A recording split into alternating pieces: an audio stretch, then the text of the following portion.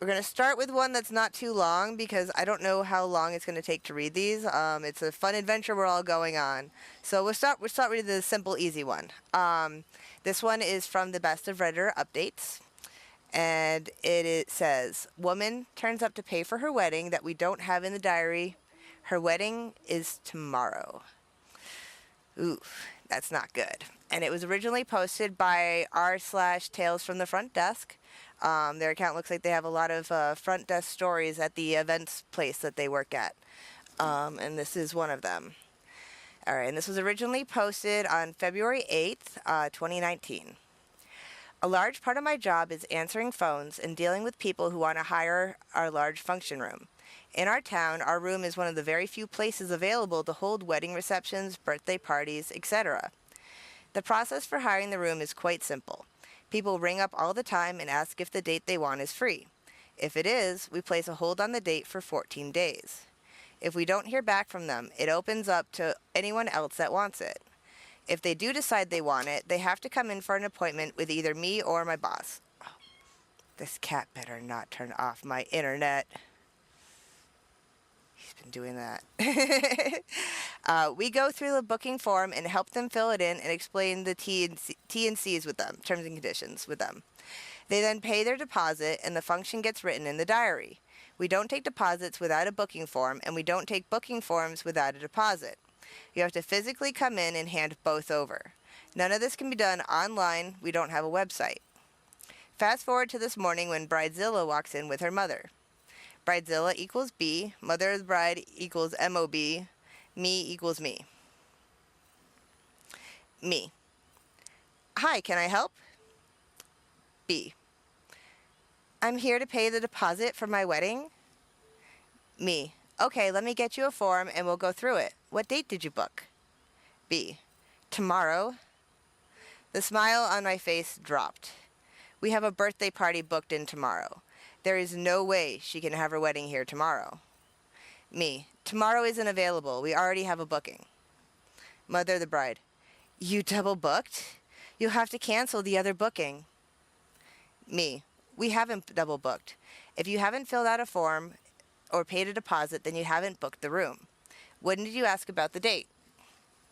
MOB.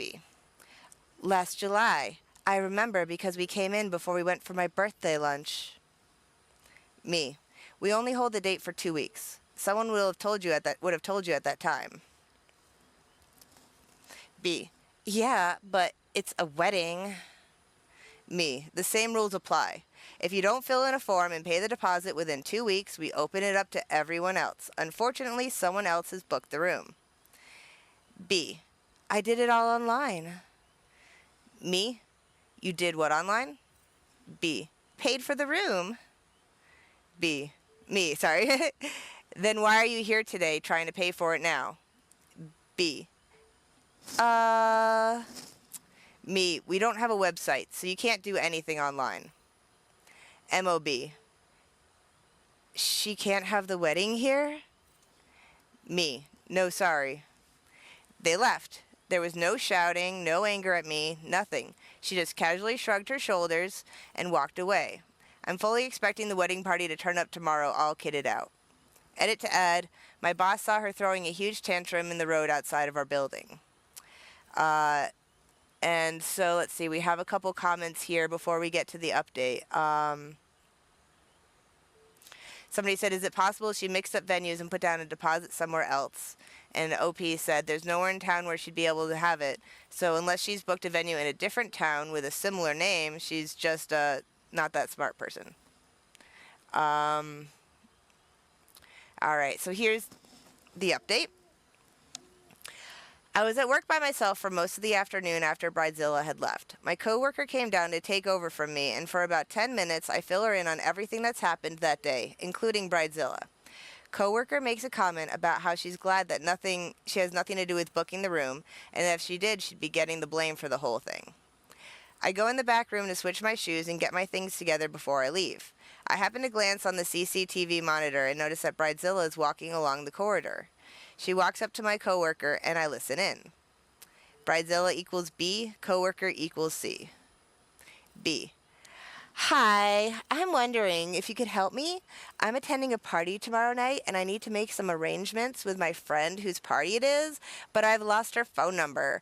I was wondering if you'd be able to find it for me. C. Sorry, I can't do that. B. It's okay, we're best friends. She really wouldn't mind. C.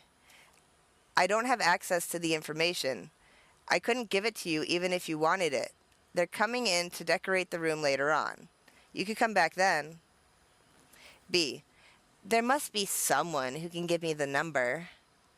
My coworker comes to get me from the back room and asks me if I heard her. WTF would I want their number? I come out. Me. Yeah, we can't give out that info. B. I don't see the big deal. Me. Do you need it to tell her you can't attend because you'll be at your wedding that she mustn't be invited to?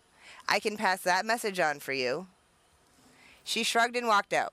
I can only imagine she was going to phone them and ask them to cancel their party so she could have the room. The next day I'm at work pretty much all day. I have a word with the people having the party and let them know that if anyone turns up that they haven't invited to let me know. We have a couple people turn up looking for a wedding. We tell them about the mix-up and they don't even seem surprised. A lady who said she was the groom's mother said she had only been told 3 days before about the actual wedding, and that she'd invited a bunch of people to a reception, but nobody knew when or where the actual wedding ceremony was. She'd spoken to her son that morning, and he said he'd text the details, but then apparently forgot. It's the most casual I've seen people be about organizing a wedding.